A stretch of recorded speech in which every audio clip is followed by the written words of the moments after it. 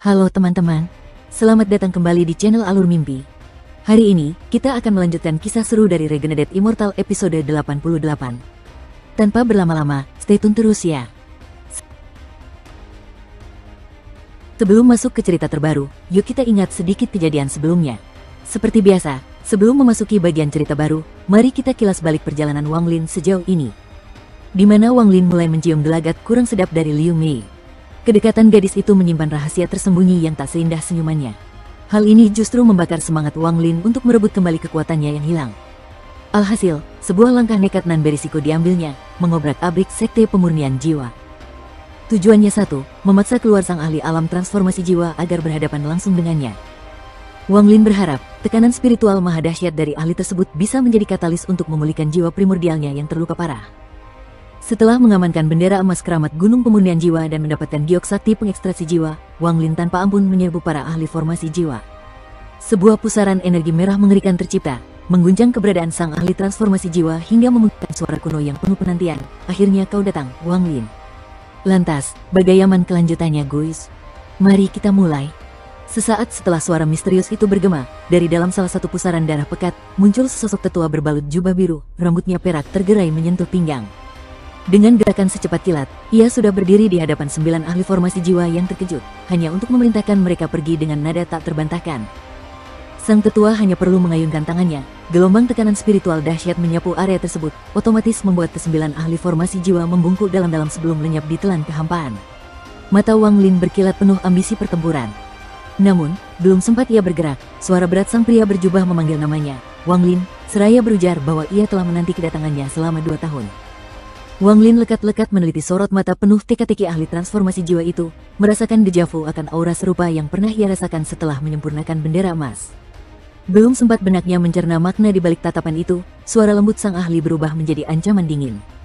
Ia menjanjikan hadiah kecil untuk Wang Lin, sembari menunjuk ke arah Gunung Pemurnian Jiwa dan mengultimatum Liu Mei untuk angkat kaki dari wilayah sekte dalam hitungan 10 napas. Bahkan dengan nada tak main-main, ahli transformasi jiwa itu mengancam akan mencabut nyawa Liu Mei jika gadis itu berani membangkang, tak peduli statusnya sebagai murid ke-14 Suzaku. Mendengar ultimatum pedas itu, sosok jelita Liu Mei muncul dengan ekspresi tak terbaca, sebelum meluncurkan bisikan menggoda yang menyatakan bahwa ia hanyalah pion yang mengikuti perintah tuannya dan tak sedikit pun berniat menyulut amarah petinggi sekte pemurnian jiwa ini. Namun, pesona maut Liu Mei sama sekali tak menggoyahkan sang ahli transformasi jiwa. Ia tetap melanjutkan hitungannya dengan dingin. Bahkan ketika Liu Mei mencoba sekali lagi merapal jurus rayuannya, sang ahli justru memvisualisasikan bendera raksasa sepanjang 30 kaki yang seketika meruntuhkan ekspresi angkuh Liu Mei. Ia langsung mengenali artefak itu sebagai bendera 1 miliar jiwa, pusaka andalan ketua sekte pemurnian jiwa, Dutian. Liu Mei menatap tajam pria tua itu dengan wajah kelam sebelum mengatupkan giginya dan berbalik badan, meninggalkan sekte tanpa sepatah kata pun. Dutian bahkan tak melirik kepergian Liu Mei, langsung memutar tubuhnya menghadap Wang Lin dengan air muka geram, bertanya sinis apakah pemuda itu menikmati hadiah kecilnya. Tak bisa dipungkiri, kehadiran Liu Mei ibarat kerikil dalam sepatu bagi Wang Lin. Sejak kaki jenjang gadis itu menginjakan tanah sekte, Wang Lin terus dihantui firasat buruk akan bahaya yang mengintai. Anehnya, begitu Liu Mei menghilang dari pandangan, perasaan mencekam itu ikut sirna tanpa jejak. Wang Lin mengulum senyum pahit, berujar bahwa ia tak tahu harus merasa lega atau justru gentar karena baru saja berhadapan dengan sosok berani yang terang-terangan menantang otoritas Suzaku. Namun, tingkah laku Dutian benar-benar membingungkan Wang Lin. Ia yakin betul Liu Mei bisa masuk sekte atas restu Dutian, namun setelah berdiam diri sekian lama, hari ini sang ketua sekte justru memutuskan tali hubungannya dengan Suzaku hanya demi dirinya. Dan ini jelas bukan sekadar hadiah kecil biasa. Dutian tertawa berderai mendengar komentar Wang Lin, meremehkan bahwa tindakannya tak cukup untuk membuat gusar seluruh kerajaan Suzaku. Toh Sukueji sudah terlalu renta untuk didengarkan oleh seantero planet. Wang Lin terdiam sejenak dalam kontemplasi sebelum akhirnya melontarkan pertanyaan lugas, apa sebenarnya yang diinginkan Dutian darinya. Alih-alih menjawab, Dutian justru menampilkan ekspresi apresiasi yang mendalam dan meminta Wang Lin untuk bersabar karena kejutan kedua akan segera tiba. Tanpa memberi kesempatan Wang Lin merespons, Dutian menyatakan niatnya untuk membantu memulihkan kultivasinya, lalu melepaskan tekanan spiritual berkali-kali lipat lebih dahsyat dari Penaroh, mempersilakan Wang Lin untuk membenamkan diri dalam tekanan tersebut demi memulihkan jiwa primordialnya yang compang camping. Sekujur tubuh Wang Lin bergetar hebat, merasakan beban tak kasat mata bagai gunung purba yang menindihnya dari angkasa. Retakan halus di jiwa primordialnya perlahan merapat, meskipun prosesnya terasa menyiksa dan teramat lambat. Merasa tekanannya belum optimal, mata Dutian memancarkan cahaya aneh. Rambut dan jubahnya berkibar liar seiring dengan peningkatan tekanan 10 kali lipat dari sebelumnya. Kekuatan itu bahkan merobek ruang hampa di sekitarnya, sementara jubah Wang Lin basah kuyup oleh darah yang dipaksa merembes keluar dari setiap pori-porinya. Namun, dalam sekejap, salah satu dari dua noda teh misterius di wajah Wang Lin menghilang, mengirimkan sensasi pemulihan yang luar biasa pada jiwa primordial sang pemilik mutiara pembangkang surga.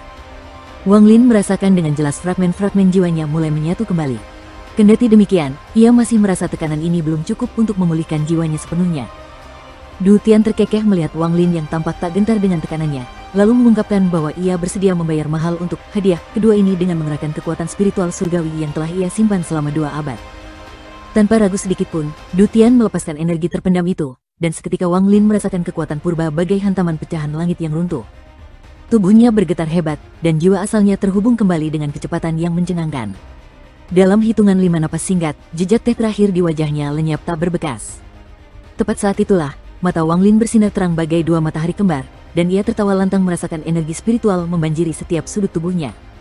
Setiap denyut nyeri yang sebelumnya mencabik meridian, pembuluh darah, dan otot tulangnya kini bertransformasi menjadi sensasi nyaman yang luar biasa. Hanya dalam 10 napas singkat, segala belenggu telah hancur, dan kultivasi Wang Lin kembali ke alam formasi jiwa tingkat menengah, bahkan lebih perkasa dari sebelumnya. Tanpa menunda, Wang Lin menangkupkan kedua tangannya, menyampaikan rasa terima kasih yang tulus kepada Du Tian.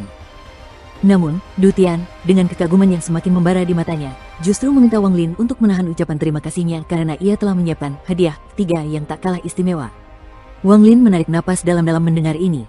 Nalarnya mengatakan bahwa jika seorang sesepuh alam transformasi jiwa rela mengeluarkan pengorbanan sebesar ini, pasti ada maksud tersembunyi yang sangat penting. Namun, hingga detik ini, ia masih belum bisa menebak apa sebenarnya yang diinginkan Du Tian darinya. Melihat Wang Lin tak sedikit pun menunjukkan keraguan untuk menerima hadiah terakhirnya, Du Tian segera melesat menuju pusaran emas, setelah sebelumnya berujar bahwa ia akan membantu pemuda itu menembus alam formasi jiwa tahap akhir. Wang Lin mengikuti jejak Du Tian memasuki pusaran merah, dan di sana ia melihat kembali bendera jiwa 30 kaki yang sebelumnya membuat Liu Mei tunggang langgang.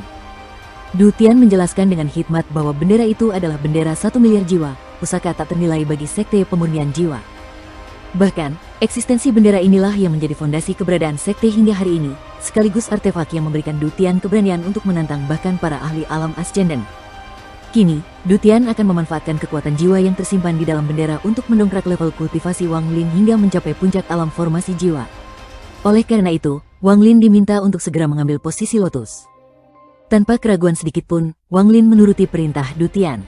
Saat itulah, fragmen-fragmen jiwa yang memancarkan kekuatan mengerikan para ahli transformasi jiwa melesat keluar dari bendera jiwa, mengelilingi Wang Lin dengan aura kesombongan yang menyesakan. Melihat 10 entitas jiwa yang berputar di sekelilingnya, Wang Lin akhirnya memahami mengapa Du Tian begitu yakin bisa menandingi para ahli alam Ascendant dengan bendera 1 miliar jiwa. Du Tian kemudian berbisik kepada Wang Lin, mengungkapkan bahwa 10 fragmen jiwa itu adalah sisa-sisa jiwa para ketua sekte pemurnian jiwa terdahulu.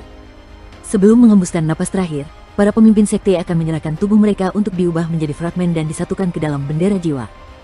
Begitu pula ketika tiba saatnya bagi Du Tian, ia meminta Wang Lin untuk menambahkan pecahan jiwanya ke dalam bendera keramat itu.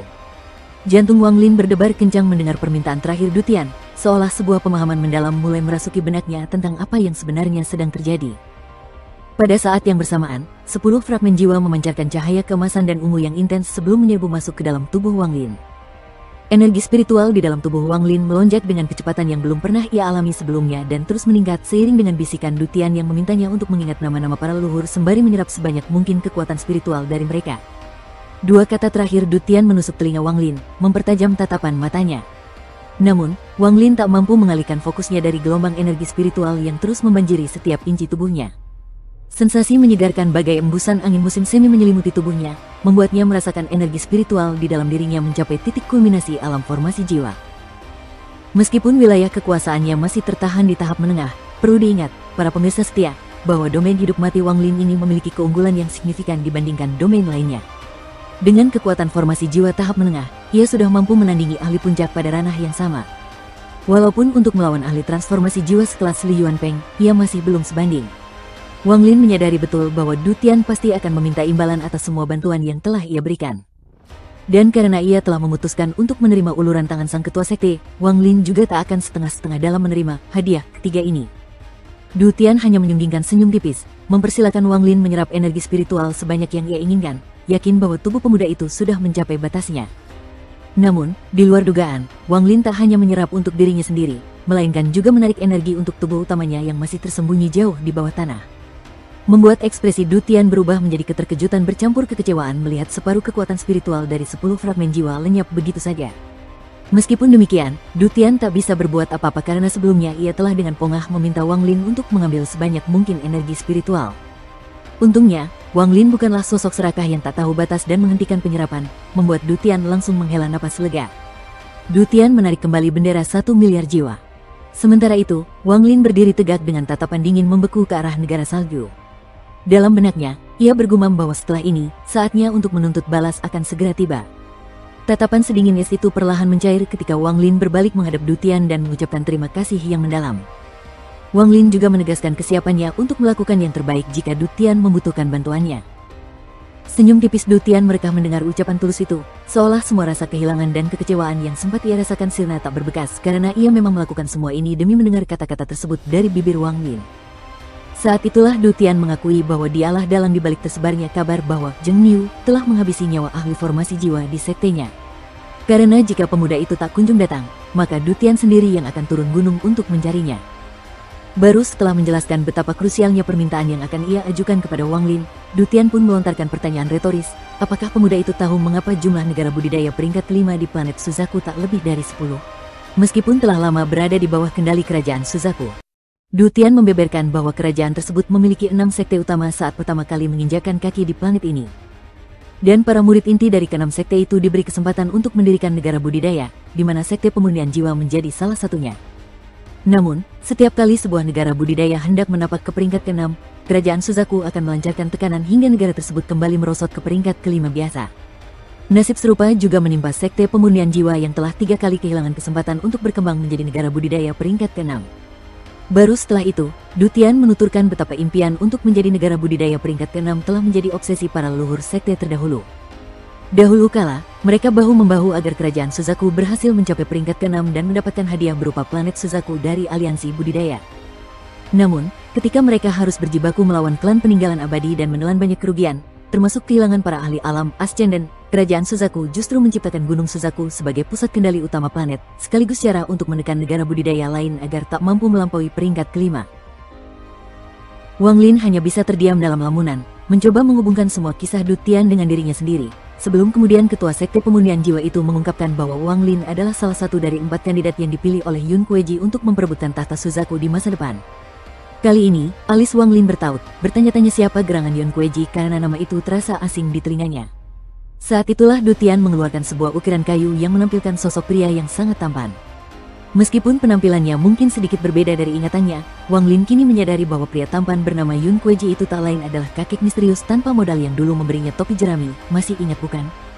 Du Tian menjelaskan bahwa Yunji adalah adik seperguruan Su Kueji, dan keterkejutan melanda wajah Wang Lin saat ia bertanya apakah Du Tian benar-benar melakukan semua ini atas permintaan Yun Kueji. Baru setelah itu, sorot mata misterius Du Tian semakin intens, mengisyaratkan bahwa Yunji hanyalah sebagian kecil alasan ia membantu Wang Lin. Alasan lainnya adalah keinginannya untuk menjadikan Wang Lin sebagai penerusnya, ketua sekte ke-38, dan bersama-sama mewujudkan impian sekte pemurnian jiwa untuk berkembang menjadi negara budidaya peringkat ke-6 suatu hari nanti. Wang Lin bertanya-tanya mengapa justru dirinya yang dipilih sebagai penerus, padahal ia baru bergabung dengan sekte pemurnian jiwa dalam waktu yang relatif singkat.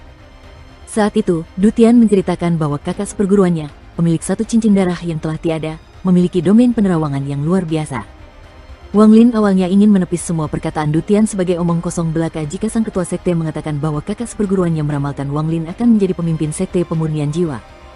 Namun, ternyata alasan sebenarnya Du Tian mengambil keputusan ini adalah karena momen kematian kakak seperguruannya bertepatan dengan kedatangan Wang Lin ke sekte.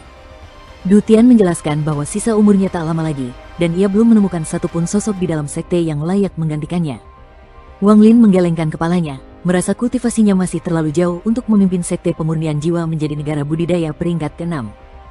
Melihat keraguan di mata Wang Lin, Du Tian berjanji bahwa di sisa 10 tahun kehidupannya, ia akan selalu memastikan keselamatan pemuda itu. Namun setelahnya, Wang Lin harus berjuang seorang diri. Ia juga tak memaksa Wang Lin untuk berhasil, hanya memintanya untuk mengingat bahwa sekte pemurnian jiwa dan bendera jiwa adalah bagian tak terpisahkan dari dirinya. Wang Lin kembali merenung dalam keheningan yang panjang sebelum akhirnya mengangguk mantap dan berujar bahwa ia akan melakukan yang terbaik untuk memenuhi permintaan Du Tian. Jawaban Wang Lin menyulut kegembiraan di mata Du Tian, dan ia segera melemparkan batu giok emas, giok penyegelan jiwa, ke arah Wang Lin. Du Tian menyatakan bahwa mulai hari ini dan seterusnya, Wang Lin adalah muridnya sekaligus satu-satunya pewaris tahta ketua sekte pemurnian jiwa selanjutnya. Du Tian merasa sangat lega karena telah menemukan penerus dan berkata bahwa ia harus segera melakukan kultivasi tertutup untuk mempersiapkan diri memasuki bendera 1 miliar jiwa. Oleh karena itu, Tian meminta Wang Lin untuk tetap berada di dalam sekte agar selalu berada dalam perlindungannya. Wang Lin tersenyum tipis, menjawab bahwa ia memiliki urusan yang harus diselesaikan dan yakin mampu melindungi dirinya sendiri, serta berjanji akan kembali ke sekte sebelum batas waktu hidup Du Tian berakhir. Du Tian terdiam sejenak dalam pertimbangan. Namun, setelah melihat keteguhan terpancar dari mata Wang Lin, akhirnya ia mengizinkan pemuda itu untuk pergi sesuai keinginannya.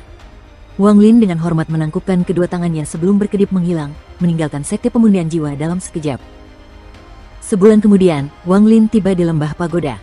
Zhou, yang kini tampak lebih dewasa dan perkasa, menyambut kedatangannya dengan riang. Wang Lin meminta Tian untuk melanjutkan kultivasinya di negara Chu, sementara ia mengajak Zhou untuk masuk ke dalam pagoda, karena gadis itu akan menemaninya dalam perjalanan selanjutnya.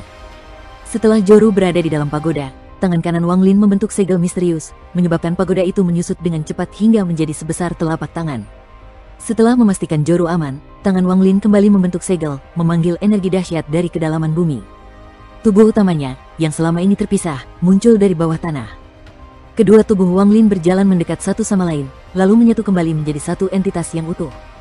Langit di atas mereka seketika berubah warna, dan guru petir menggelegar memecah keheningan saat Wang Lin menyatukan kembali dirinya. Ini adalah kali pertama Wang Lin menyatukan kedua tubuhnya setelah penindasan jalan surgawi yang hampir merenggut jiwa primordial Liu Mei. Di tengah hiruk pikuk alam semesta, tatapan tajam Wang Lin menembus jarak yang membentang, tertuju lurus pada negara salju, Suyu, yang tampak dingin dan jauh. Aura pembunuhan yang pekat menyelimuti kedua matanya. Kemarahan yang terpendam selama bertahun-tahun kini bangkit tanpa ampun, dan Wang Lin bersumpah bahwa para kaki tangan iblis yang telah membuatnya merasakan pahitnya penderitaan di masa lalu akan membayar lunas semua hutang tindakan mereka. Dan Liu Mei akan menjadi tumbal pertama dalam badai pembalasan Wang Lin yang tak terhentikan. Sampai di sini dulu kisah kita kali ini. Jangan lupa like dan subscribe untuk terus dukung channel Alur Mimpi agar makin berkembang, ya.